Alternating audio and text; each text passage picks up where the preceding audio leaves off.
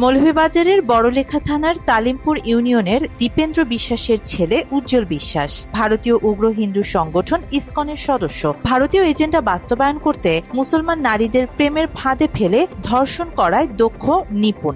তার নিজের মুঠোফোনের তথ্য থেকে মিলেছে বিবাহিত নারী সহ ১৭ জন মুসলমান মেয়ে ধর্ষণের সত্যতা।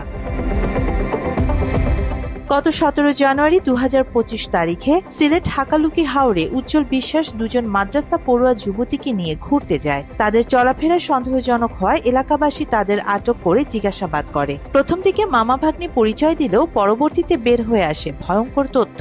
যুবকের মুঠোফোন জব্দ করলে জানা যায় উজ্জ্বল হিন্দু হলেও সেটি গোপন করে নিজেকে মুসলিম পরিচয় দিয়ে প্রেমের ফাঁদে ফেলে মুসলিম নারীদের ধর্ষণ করে। একে একে ১৭ জন মুসলিম নারীকে ধর্ষণের তথ্য পাওয়া যায় তার মুঠোফোনে। সে সময় স্থানীয়দের কাছে ঘটনার সত্যতা স্বীকার করেন উজ্জ্বল বিশ্বাস। অনেক ইয়ের পরে সে এটা স্বীকার করে যে তার গার্লফ্রেন্ড, এবং আমরা আসার আগ পর্যন্ত এখানে আরো কয়েকজন ভাই ছিলেন, তারা জিজ্ঞাসাবাদ করেছিলেন, তাদেরকে গার্লফ্রেন্ড পর্যন্ত পরিচয় দেওয়া হচ্ছে।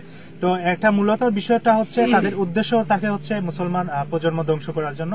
তো এখানে আসার পরে শুধু বারবার খুলাসা হচ্ছে যে তার এলাকার যে আছে, আমরা ১৭টা মেয়ের লিস্ট পেয়েছি, শুধু লিস্ট পাইনি, ছবিও পেয়েছি।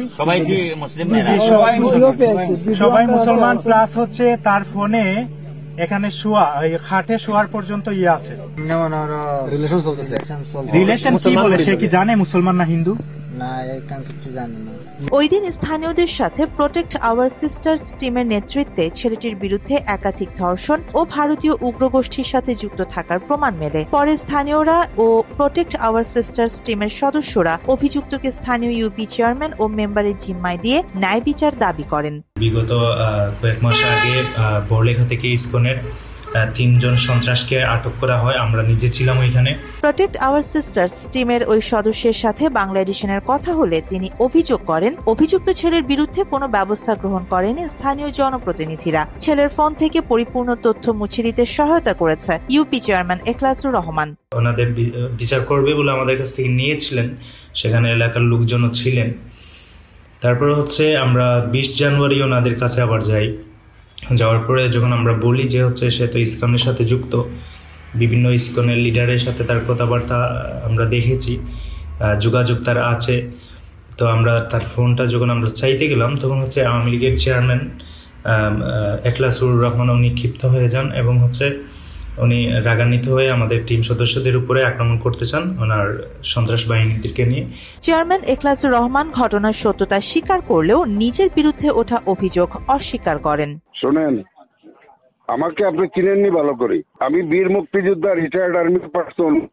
এই যে কথা বলছেন এটা ভুলেও, এই যে মোবাইল যত এখন পর্যন্ত আমার কাছে মোবাইল যত একটা পাখিও মোবাইল, ওরা কয়েকটা ছেলে আসছিল মোবাইল নিয়ে যাওয়ার জন্য, আমি দেই নাই কাউকে।